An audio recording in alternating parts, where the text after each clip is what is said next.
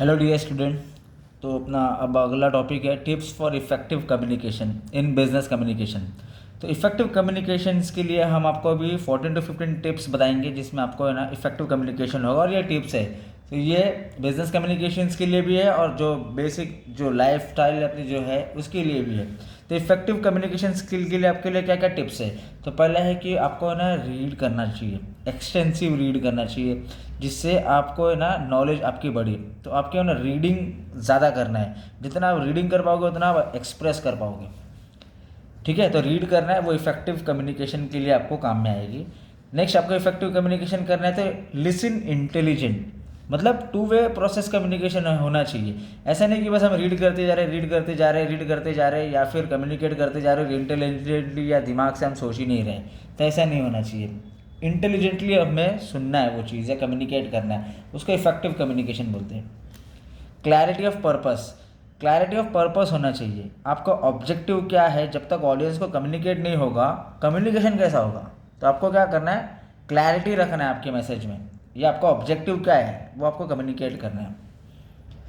Think and plan, मतलब आपको है ना बोलने से पहले आपको है ना प्लान करना पड़ेगा, तब जाके आपका रिटर्न और ओरल कम्युनिकेशन आप कर पाओगे प्रॉपर। तो वो इफेक्टिव कम्युनिकेशन है। ये टिप्स है आपके लिए। नेक्स्ट है आपको है ना अप्रोप्रिएट लैंग्वेज यूज़ करना है। आपको अप्रोप्रिएट लैंग्वेज अगर आपने यूज़ कर ली है ना तो फिर आपकी इफेक्टिव कम्युनिकेशन होगी। आपकी टारगेट ऑडियंस हिंदी है और आप इंग्लिश में कर रहे हो, आपकी टारगेट ऑडियंस अगर ओडिशा है और आप हिंदी में कर रहे हो, तो फिर वो बैरियर आ जाएगा वहाँ पर, फिर वहाँ पर इफेक्टिव कम्युनिकेशन नहीं होगा। तो बेटर ये है कि ऑडियंस को पहले समझो क्या है और उसके हिसाब से कम्युनिकेट करना चाहिए।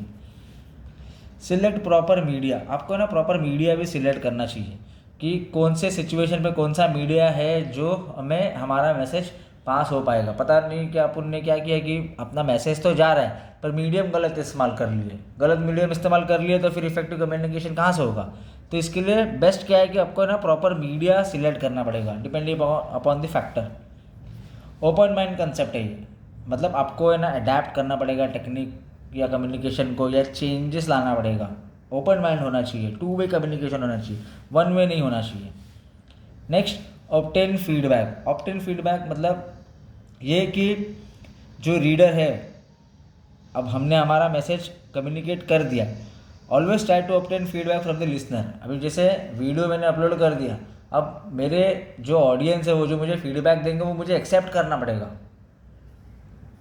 Feedback must be obtain to find out the effective way of communication. और हमने जो रीडर का फीडबैक है उसको अगर हम समझ लिए और फिर उसके हिसाब से हम बना के देने लग गए तो फिर वो इफेक्टिव कम्युनिकेशन हो जाएगी। नेक्स्ट अपने स्टैंडर्ड हाई रखना चाहिए, लैंग्वेज में भी, प्रेजेंटेशंस में भी, कम्युनिकेशंस में भी हाई स्टैंडर्ड सेट करना चाहिए। Next proper use of body language, आप कम्युनिकेट कर रहे हो, लाखों के मजमे में आप कम्युनिकेट कर रहे हो, आपका gesture posture eye contact proper है, तो कॉन्फिडेंटली आपका समझ में आ रहा है कि इफेक्टिव कम्युनिकेशन हो रहा है। मेन है ये body language.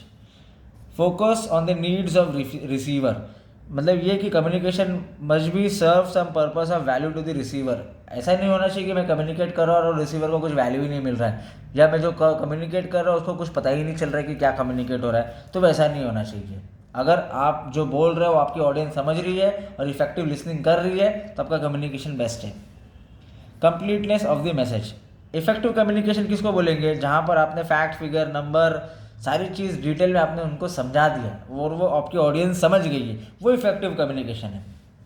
Next social cultural background, मतलब जो हम ऑडियंस है जहाँ पर हम उनको कम्युनिकेट कर रहे हैं वो बैकग्राउंड भी बहुत मैटर करता है कि बाजू का सराउंडिंग कैसा है, साउंड कैसा है, या फिर आप जो उनको समझा रहे हो वो समझ पा रहे हैं। बैकग्राउंड की वजह से अगर डिस्टर्बेंस है वो नहीं समझ पाएंगे तो इफेक्टिव कम्युनिकेशन नहीं होगा। और लास्ट है हमारे ABC कम्युनिकेशन। ABC मतलब एक्यूरेसी, ब्रेविटी और क्लैरिटी होना चाहिए। अगर ये तीनों चीज़ है मतलब आपका इफेक्टिव कम्युनिकेशन हो रहा है। तो हमने अभी जो डिस्कस किया है वो है tips for effective communication in business communication. Okay, thank you so much.